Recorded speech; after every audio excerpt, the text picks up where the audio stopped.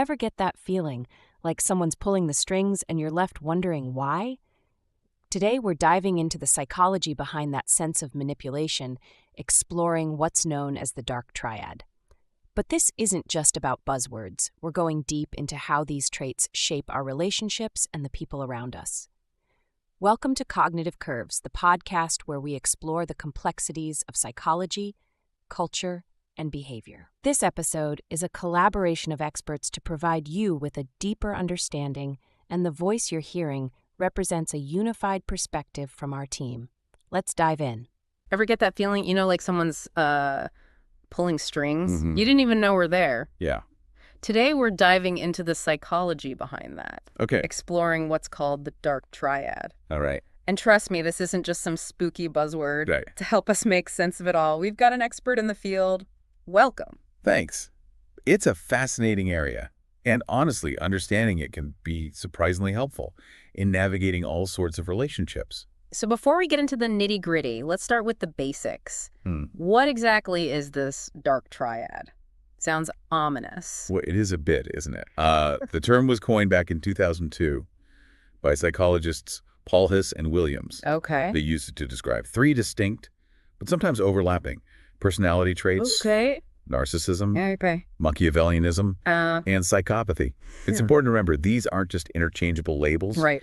Each trait has its own quirks and complexities. So more than just calling someone toxic, we're getting into specifics here. Exactly. Knowing the nuances can help you understand how these traits play out in real life, and importantly, how to better deal with them. Okay, so let's break it down, starting with narcissism. Most people think vain or self-obsessed, right? There's that for sure. Like the myth of Narcissus, so captivated by his own reflection. Right. But clinically, it goes deeper. Grandiosity, a constant need for admiration, and a lack of empathy are the hallmarks. And like a lot of personality traits, narcissism is on a spectrum. It ranges from healthy self-esteem to full-blown narcissistic personality disorder. So how does that play out in someone's behavior? How would you spot it? You'd see a really inflated sense of self-importance. They might have fantasies about unlimited power or success, and that need for admiration. It's almost like an addiction never satisfied. Which would make for some pretty rocky relationships, I'd imagine. You're spot on. That lack of empathy makes genuine connection difficult. They might manipulate or control others to keep that inflated self-image intact. Now, this is where it gets really interesting for me. I was reading about Campbell and Foster's research, their NRC model. Right.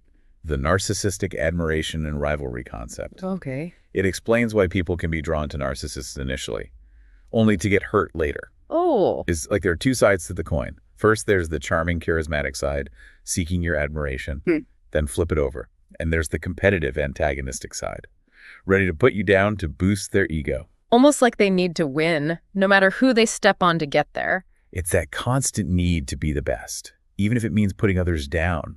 And it makes you think about all the selfies and curated online personas we see these days. Twenge and Campbell's work on Generation Me.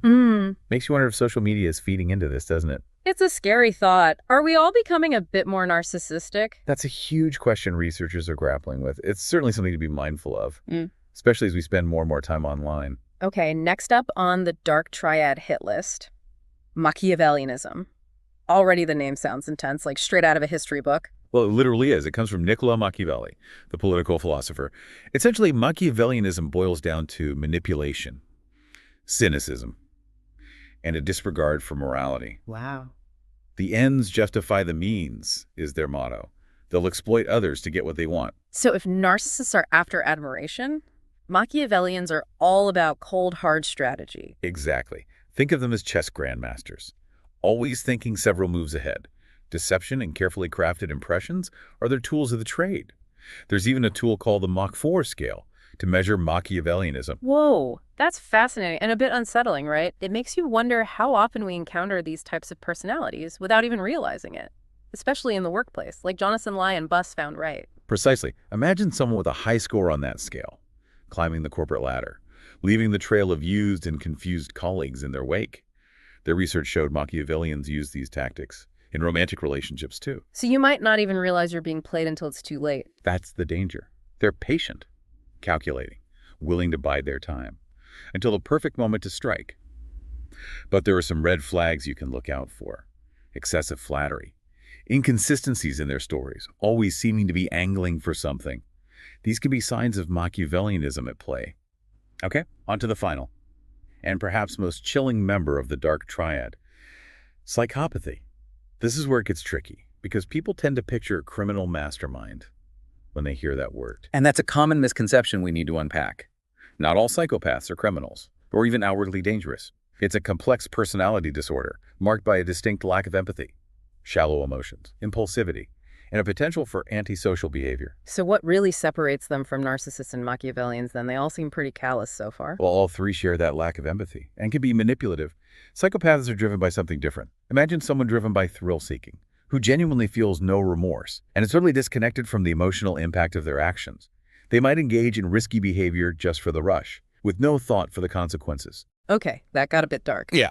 Let's take a breath and remember that not everyone who enjoys a good thrill is a psychopath.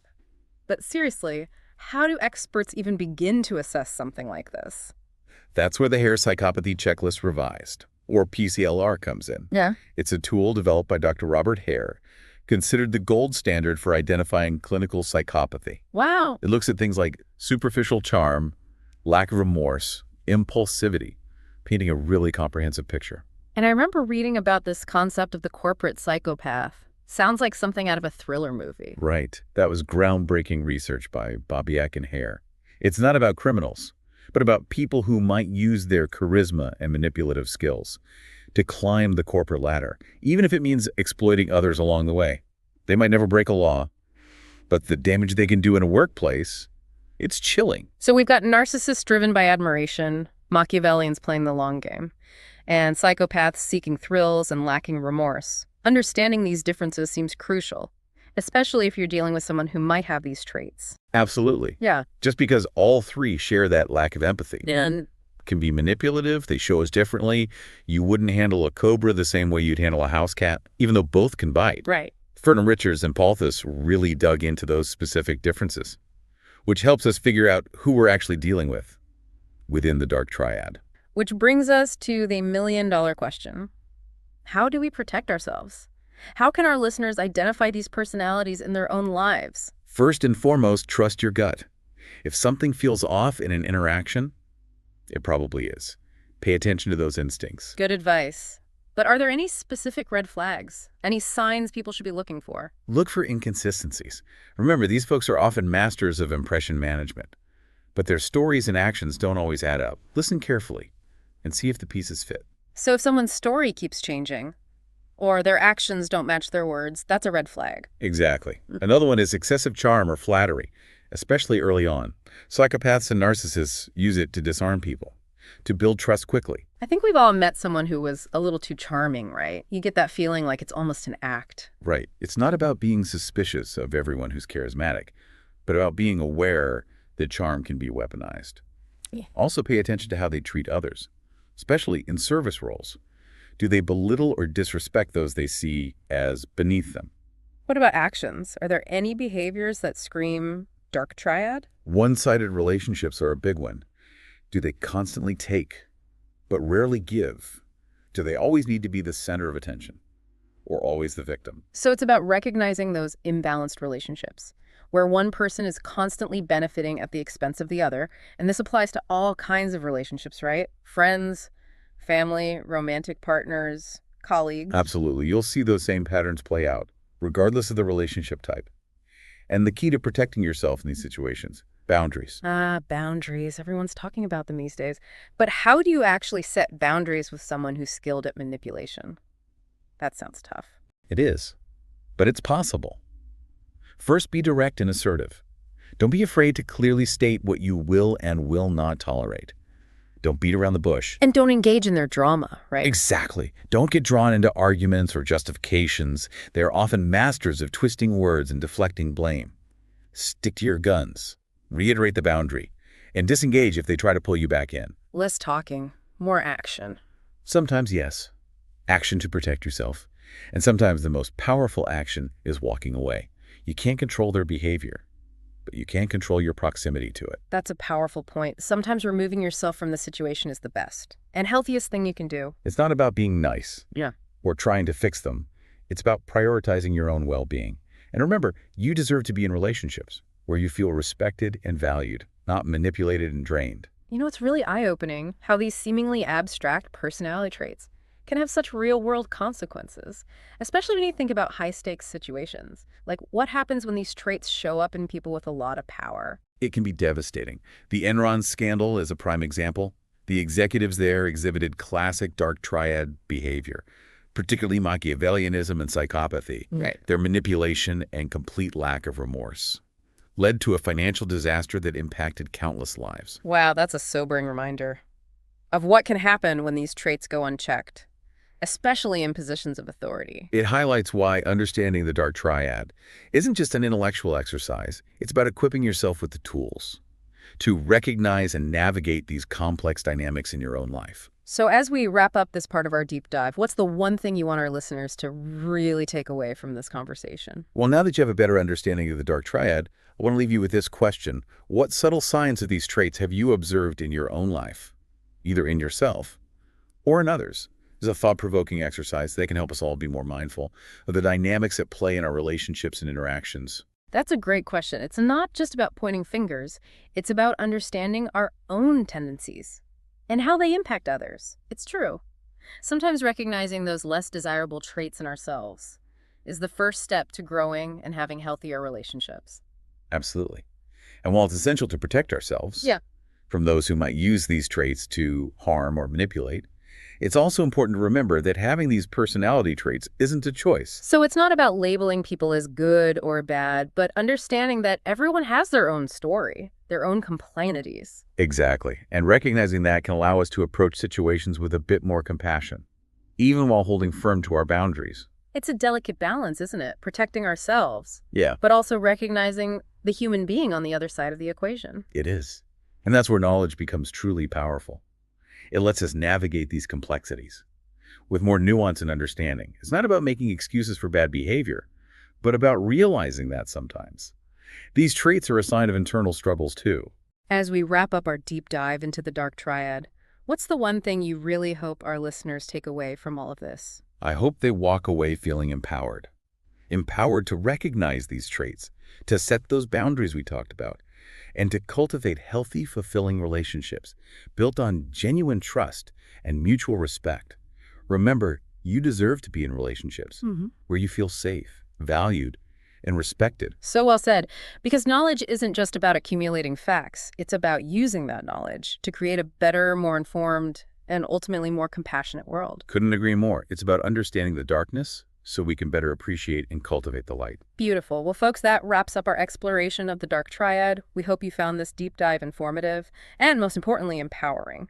Remember, knowledge is power, and you now have the tools to navigate those complex relationships with more awareness and confidence. And if you're interested in learning more, I highly recommend diving into the research of folks like Paul Haas and Williams, Robert Hare, Jonathan, and Babiak.